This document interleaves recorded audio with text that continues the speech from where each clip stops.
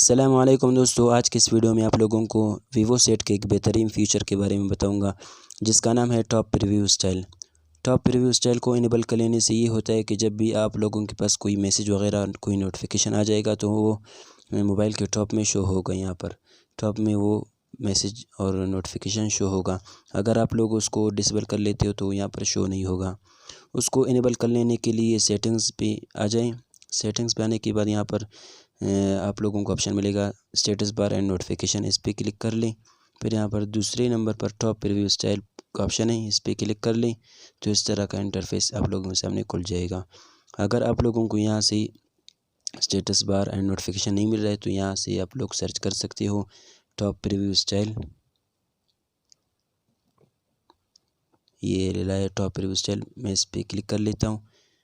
ये तो मैं वीवो सेट का सेटिंग बता रहा हूँ। अगर आप लोगों के साथ कोई और मोबाइल भी हो तो आप लोग उस मोबाइल में भी सर्च कर सकते हो।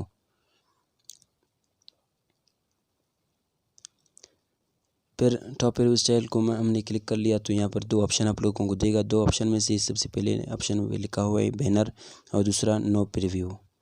अगर आप लोग बैनर को सिलेक्ट कर लेते हैं तो इससे ये होता है कि जब भी आप लोगों के पास कोई मैसेज वगैरह कोई नोटिफिकेशन आ जाएगा तो यहाँ पर टॉप पे शो होगा।